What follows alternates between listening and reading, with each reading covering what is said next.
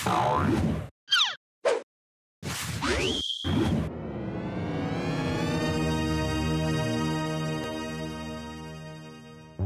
guys! Nandito tayo ngayon sa MOA. Kakain tayo ulit sa Kabalen Plus. So this is the third time na kakain tayo sa Kabalen. So try naman natin ngayon dito sa MOA. So guys, ang weekdays nila ay 698 plus VAT. Friday to Sunday, and holiday 798 plus VAT. May nakalagay dyan guys, plus VAT ha. So magpa-plus pa yan, plus pagdating ng bill. Baka ma-mislead tayo. Hindi pa exact na price yan. Ayan, so titignan natin kung consistent ba talaga ang piece ng food nila, food choices. Ayan, so bagong lahat, please like, share, subscribe sa Bemanyang Official. Let's go!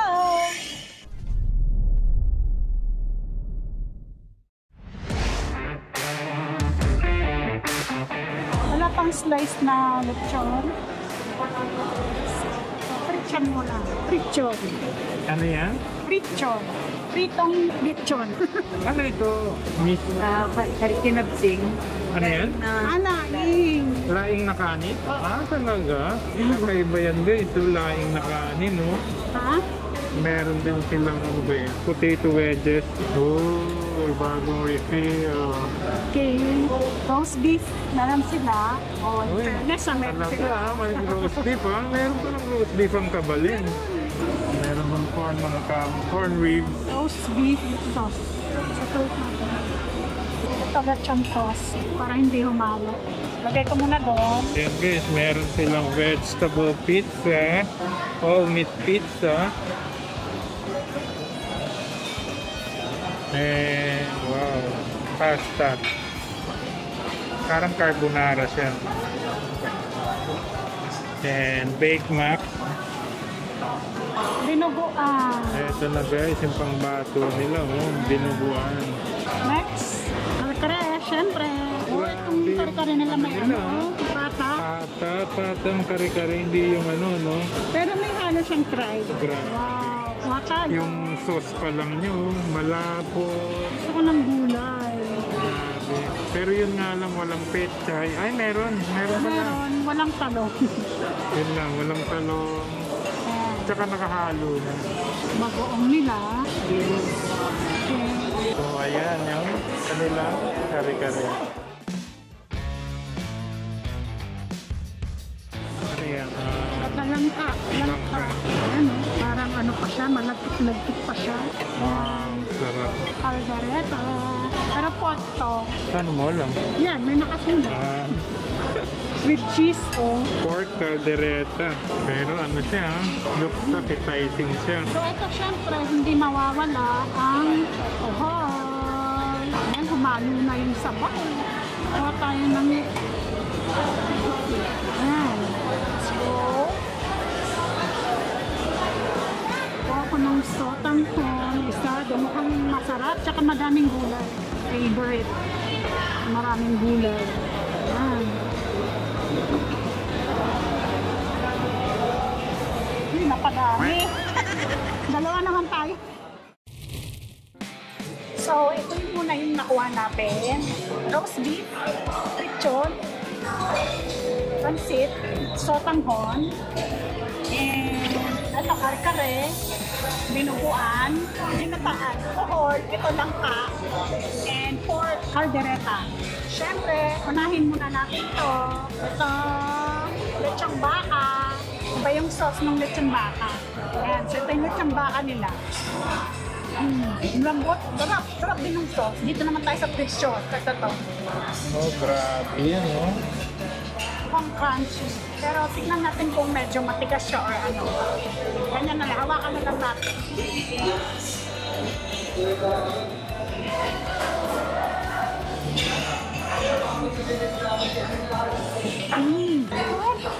Parang chicharon. Okay, tingnan natin ang sotanghon, gisado. So, meron siyang mga vegetables, meron siyang repolyo, carrots, yan, nipit-nipit. Kulang ng kalamansi. Mas masarap pag may kalamansi. Sardinugan, tsaka kare-kare. Yan. Tikman natin ang dinuguan muna. Grabe. Masim-masim siya, which is yung gusto ko talaga, yung medyo maasim na, no? Dinuguan. Ito, baba. Sarap ah. Sarap ng dinuguan. This one, kare-kare naman. Okay, so yung ano nila, sitaw. Tignan natin to. Kasi ito ay mix ng pata and dry. Mix pala siya? Ah, talaga? Lambot oh. Yan. Ito oh. Yan ang gusto ko. Yan. Ang lambot ng ano, pata. Very good yung pata. Lagyan natin ng bagoong kasi medyo matabang siya. So, it goes with bagoong dapat. Sarap. Ito try. Lambot din ha. Yan, lagyan natin ng gulay. And bagoong. Para saktong-sakto.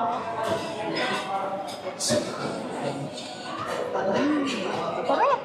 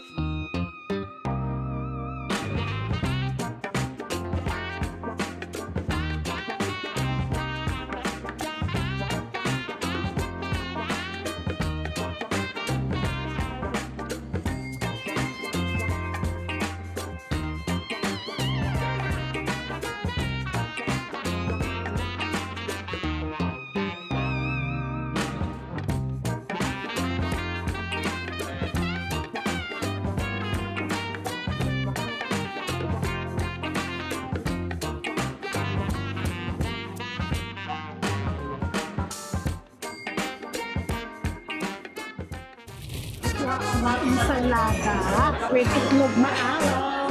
Ano yun? Chorizo? Chorizo ba yun? Ito, longganisa with salted egg. Ano yan? Hito, no? Dito, Fried hito siya guys. Hindi siya inihaw. Meron sila inihaw na bangus, inihaw na tilapia. Ayan. kasi ito yung mga burong hipon. Ito, So meron tapos din silang burong hipon, steamed vegetable. mga atsara. Atsara beef? Tsara ko ako.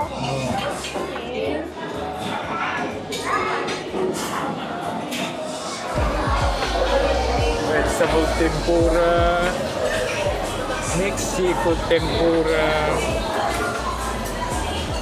This one is karage. Kakiage pala. Kakiage yan guys. I think this one's pajon ata ito. May mga makis din sila.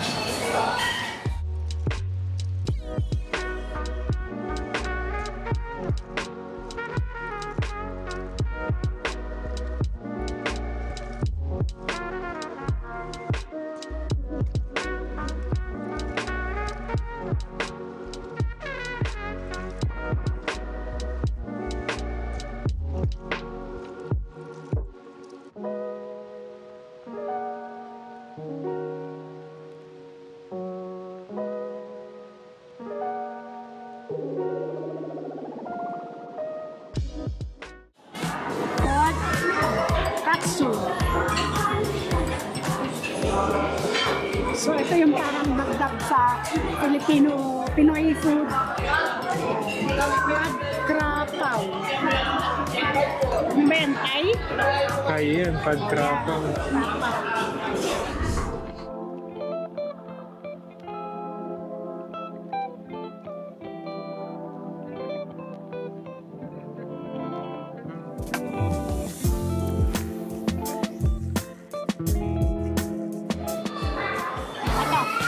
Kuha muna ako ng binat balatong. Ay, lagay dyan. Wow. Ito, gusto ko to. Na-miss ko to. Nainit-init pa. Oh. Sa probinsya kasi ito, diba, madalas kinakain, merienda.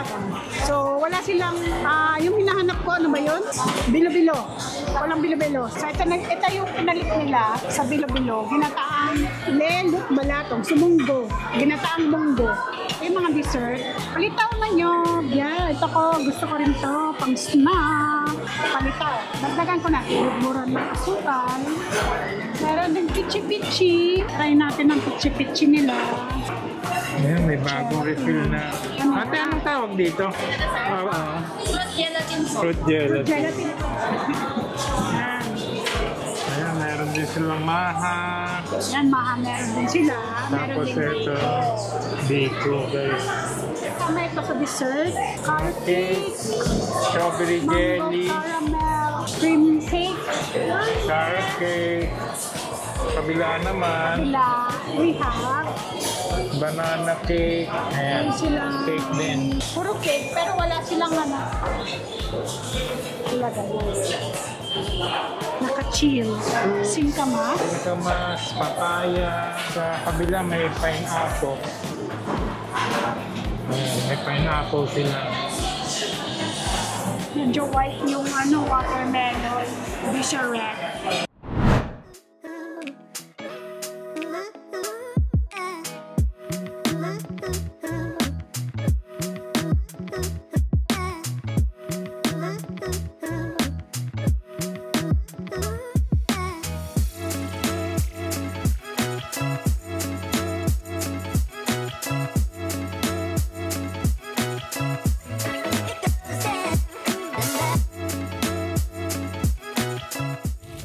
So, ayun guys, ito naman yung sa atin. Ito yung kinuha natin. Meron tayo dito sisig. Ito yung kanilang lumpiang hubad. Potato marble na Pinay ata. Pinay or binake. And, siyempre, kumuha pa rin tayo ng kanilang roast beef. Dahil guys, yung roast beef nila masarap ha. Ibang klase siya. So, ito pala guys, yung sabi nila, kaya pala Kabalen Plus, meron silang mga premium na wala dun sa Kabalen lang na original.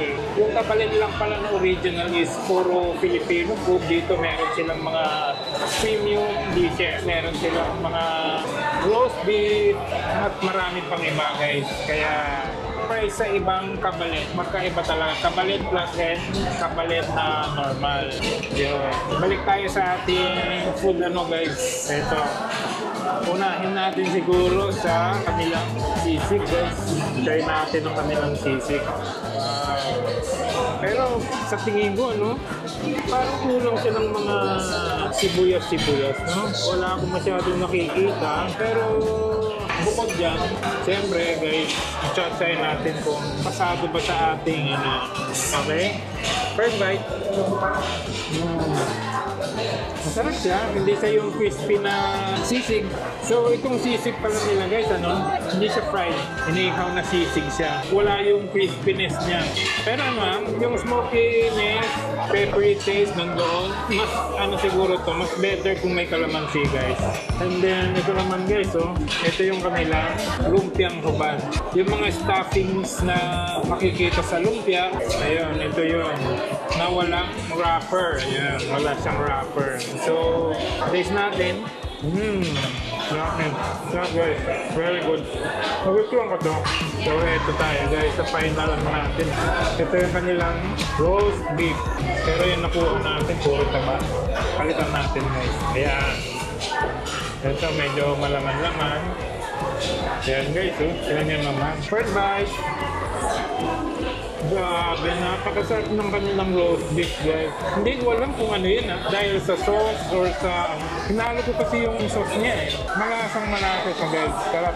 Amazing, guys. Ang sarap, guys. Ayan, so ito yung lilat balatong, ginataang munggo. Miss ko to, kulok, pang merienda. Ito naman ay palitaw, pichi-pichi, and fruit gelatin, biko. Try ko itong palitaw. The best itong mga to para merienda eh, lalo na sa mga probinsya. Kulok, Pinoy merienda, na chewy, at saka yung coconut, yun ang nagpapa, lasa. Pichi-pichi. Okay din ang pichi-pichi nila. Masarap din siya. Hindi siya super sweet, pero may konting tamis. Ito naman ay clear fruit gelatin. Very good din siya. Ayun guys, gaya ng sinabi namin, plus VAT siya. So, ang ending is 893.76 per person. VAT inclusive yun. So, yun nga, consistent naman sila. And kung gusto nyo i-try, punta lang kayo dito sa MOA, Kabalen Plus, eat all you can, eat all you want. Yes guys, so ayun guys, natikman naman natin at talagang masasabi natin consistent naman ang kanilang mga pagkain compared doon sa mga Kabalen na napuntahan natin nung nakaraan. So, masarap lahat ng natikman ko, masarap at nag-enjoy kami. Yun, so please like, share, and subscribe. Thank you! See you in our next vlog. Bye-bye! Bye!